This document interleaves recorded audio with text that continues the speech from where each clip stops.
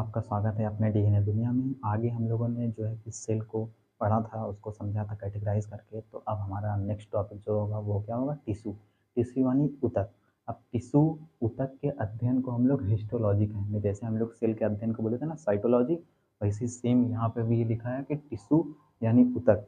ऊतक के अध्ययन को क्या कहलाएँगे हम लोग? हिस्टोलॉजी।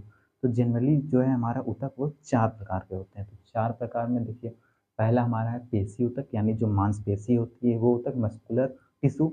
और दूसरा हमारा होता है तंत्रिका यानी न्यूरॉन वाला नर्वस टिश्यू। और तीसरा हमारा है संयोजी ऊतक यानी कनेक्टिंग टिश्यू। और चौथा एकदम लास्ट जो हमारा होता है वो उपकला ऊतक होता है। तो अब आगे देखते हैं हम लोग इसको भी एक सिंप्लीफाई मूड में पढ़ते हैं। तो ये हमारा पेशी ऊतक, ये क्या होता है? मस्कुलर।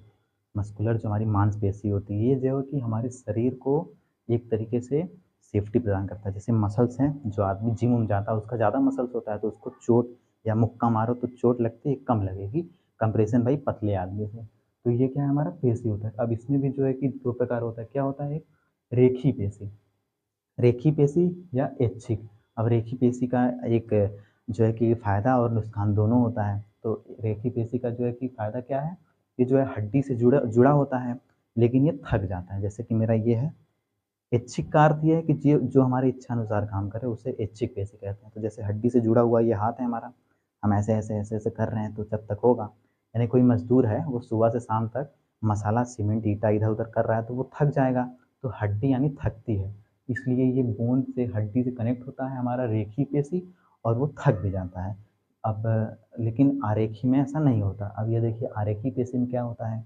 आरेखी पेशी में जो होता है क्या होगा कि वो हमारे बोन से पहली बात तो कनेक्ट नहीं रहेगा और दूसरा वो थकता नहीं है। अब जैसे क्या नाम से आरेखी में क्या है एग्ज़ाम्पल? आरेखी में एग्ज़ाम्पल जैसे हमारा किडनी हो गया, फेफड़ा हो गया, हार्ट हो गया, ये सब क्या है? आरेखी है, यानी कि ये सब थकते नहीं और ये सब हमारे इच्छा अनुसार काम नहीं करते हैं। यानी अब ये सोचिए हम खाना खा लें अभी और बोलें इसको रात 9 बजे के बाद पचाना तो नहीं ना, तुरंत पचाएगा। अब ये सब आराम भी नहीं करते यानी थकते ही नहीं है। अभी सोचिए रात में हम सो रहे हैं, क्या मेरे साथ सब मेरा फेफड़ा, दिल, किडनी सब सोएगा? नहीं, वो सब नहीं सोते हैं, ठीक है? अब आगे देखते हैं हमारा क्या है? तंत्रिका। तंत्रिका ऊतक, ये क्या होता है? ये जो है कि ब्रेन का एक ऊतक होता है, टिश्यू होता है, जो कि जो मेरे सारे ब्रेन हैं, इसी इसी ऊतक से बने होते हैं, तंत्रिका ऊतक से, ठीक है? ये सिंपल है, छोटा। आगे देखते हैं क्या है हमारा? ये संयोजी ऊतक। थर्ड है संयोजी ऊतक। अब संयोजी ऊतक क्या होता है? संयोजी ऊतक यानी कनेक्टिंग टिश्यू। ये जो है कि हमारे शरीर को कनेक्ट करके रखता है। ज़्यादा क्वेश्चन यहीं से आता है संयोजी ऊतक से। तो ज़्यादातर ब्लड पे ही सब लोग टिक मार देते हैं क्योंकि ब्लड सही है। ब्लड एक तरीके का संयोजी ऊतक है, यानी रक्त एक तरीके का संयोजी ऊतक है। अब देखिए यहाँ से 2 पार्ट में आप लोग याद रखिएगा, रक्त और लसिका, ये दोनों इसका पार्ट होता है रक्त का, पीले कलर का एक तरल पदार्थ होता है जिसे लसिका भी बोलते हैं, ठीक है? तो रक्त और लसिका और हड्डी और अस्थि। अब हड्डी क्या है? हड्डी यानी बोन। बोन जो होता है वो जो है कि एक हार्ड पदार्थ है एक तरीके का, वो हार्ड होता है, लेकिन अस्थि ये जो है नरम, नरम तरीके की कार्टिलेज जिसे बोलते हैं, कार्टिलेज बोन, वो एक तरीके का अस्थि होता है, यानी वो नरम हड्डी होती है। एक तरीके का हड्डी का रूप ही होता है, लेकिन वो ज़्यादा ठोस नहीं रहता है comparison by this bone, okay? So next part of उपकला ऊतक। उपकला ऊतक यानी इपिथेलियम टिश्यू भी इसे बोलते हैं इंग्लिश में, उपकला ऊतक। उपकला ऊतक ये मेनली जो है कि वसा का बना होता है। वसा यानी चिपचिपा यानी फैट, फैट जो होता है उसी का ये पूरा बना होता है वसा। ये जो है कि सुंदरता प्रदान करता है। जैसे देखिए जो मोटा-वोटा होगा वो खूबसूरत भी होगा। अब हम लोग तो पतले हैं, हम लोग ज़्यादा खूबसूरत हैं नहीं, तो जो मोटा होता है उसे सुंदरता भी यही प्रदान करता है। बाकी जो है कि अब ये देखिए, आप कभी नोट किए होंगे कि पुरुषों को ठंड में ठंड ज़्यादा लगती है अपेक्षा जो महिलाएँ होती हैं, यानी महिलाओं की अपेक्षा पुरुषों में ठंड जो है ज़्यादा लगती है, अधिक लगती है। क्यों लगता है?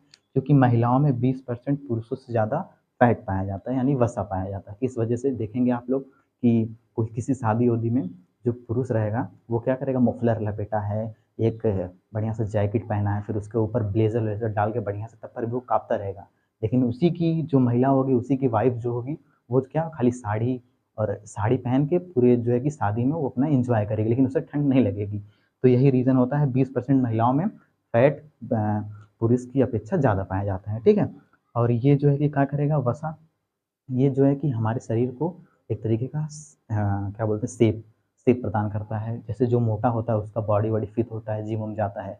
तो जो पेट होता है, पेट किसी-किसी का तोंद निकल जाता है तो आप लोग बोलते हैं कि इसमें क्या खाना भरा हुआ है? तो वहाँ पे भी यही फैट ही भरा होता है, खाना नहीं भरता। ऊँट जानते हैं ऊँट? ऊँट का जो ऊपर का कूबड़ नहीं होता, उठा हुआ ऊँट का जो कैमल होता है कैमल, उसका कूबड़ उसमें लोग बोलते हैं पानी भरा होता है, लेकिन पानी नहीं भरा हुआ होता है, उसमें भी ये फैट ही भरा हुआ होता है, ठीक है?